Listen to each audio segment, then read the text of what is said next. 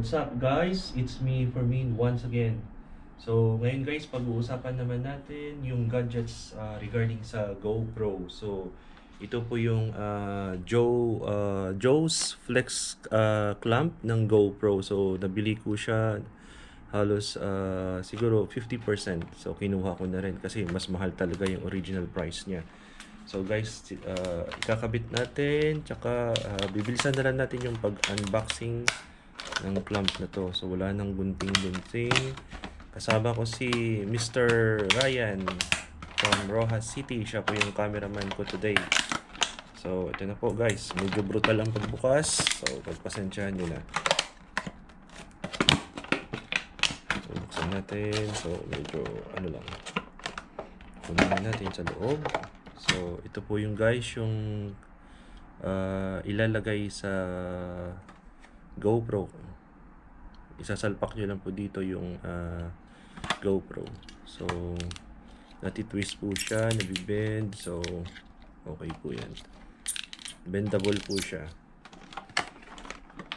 Then ito po yung clamp niya guys. So medyo matigas kukunin. Pagpunong braso pa. So guys, ito na po yun. Pwede nyo siyang ilagay sa motor. Sa akin, plan ko po is ilalagay ko siya sa NMAX ko. So ito po yung adjustable niya na strap. Parang relo lang po siya. So ayan guys. So isasalpak nyo ngayon dito. Yung sa GoPro po dito. Ayan po. Tulak lang po. Ayun. Tapos dahil wala po tayong motor, so yung bike na lang po yung i-demo natin for the meantime. So open po natin to. Open muna natin. Medyo matigas siya guys. So i-stop muna natin yung recording for the second. Hello guys, nakipagpunong braso kami ni Ryan. Ang hirap ni YouTube pa namin kung paano siya buksan. Yung pala, dahil sa sobrang tigas at saka bago, kailangan pala siyang pilitin or lakasan nyo na lang po yung pagpiga. So ayan po, nabuksan po namin. Ang tagal naming nag-antay, siguro mga 5 minutes. So kailangan lang pala guys, lakasan nyo lang yung pagpiga. So pakiramdaman nyo lang. So ganito po yun guys. Kunwari, pwede nyo siyang ilagay sa motor or sa bike. So iipit nyo lang dito. Tapos wag nyo kakalimutan na i-lock po to para mas lalo pong makapit. Tsaka sa mga vibration din po. So ganito po guys, ilalagay po natin dito.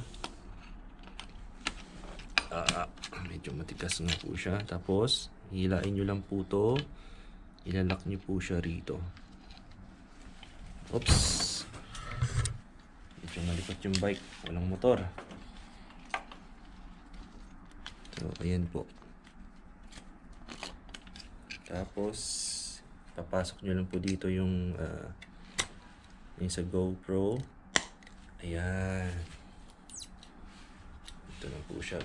Ayan. So, bahala po kayo kung ano yung position na gusto nyo. Pwede nyo po siyang itaas, baba, depende po sa rubber. Tapos higpitan nyo na lang po ulit.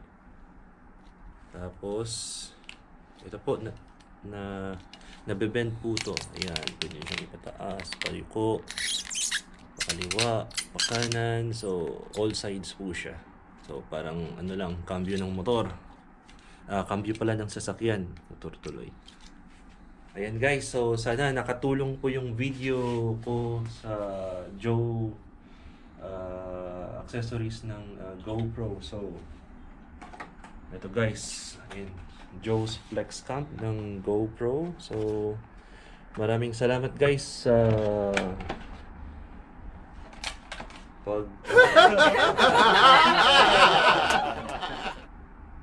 demo ko dito. Sana makatulong sa inyo. So medyo hingal at pagod din dahil sa nakipagpunong braso kami dito.